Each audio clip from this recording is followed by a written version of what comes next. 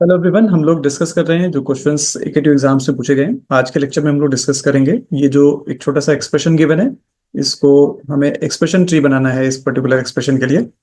तो expression tree बनाने के लिए हम सबसे पहले सब एक्सप्रेशंस बनाते हैं। और यहाँ पे आप देख सकते हैं कि जो ब्रैकेट्स है उनकी प्रायोरिटी सबसे ज़्यादा है। तो ब्रैकेट में ये लेफ्ट हैंड साइड में एक ब्रैकेट है और एक राइट हैंड साइड में भी एक ब्रैकेट है डिवीजन के बाद।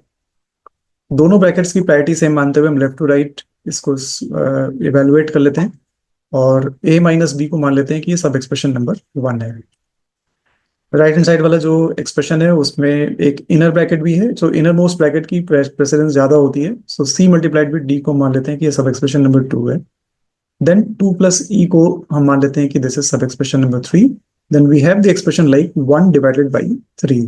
सो डिवीजन साइन को हम मान लेते हैं कि ये मेरा रूट नोड है, 1 इसके लेफ्ट में है और 3 इसके राइट में है। जो सब एक्सप्रेशन नंबर 1 है that is a minus B, so minus sign को हम रूट बना देते हैं और लेफ्ट में a ले लेते हैं और राइट में b ले लेते हैं। जो 3 है वो कह रहा है कि दैट इज 2 प्लस e, सो यहाँ पे हम प्लस साइन लिख देते हैं और लेफ्ट में 2 और राइट में e।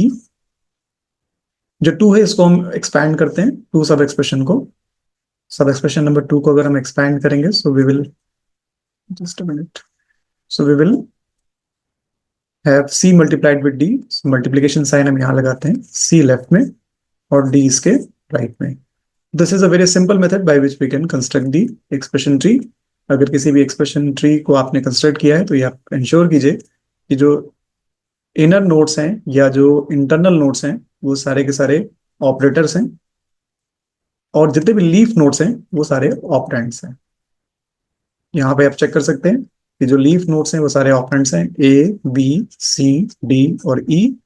और जो इनर नोड्स हैं वो सारे के सारे ऑपरेटर्स हैं, division sign, minus, plus and multiplication. So thanks for watching this video. We will take one more example and one more question which has been asked in the AKT examination. Thank you.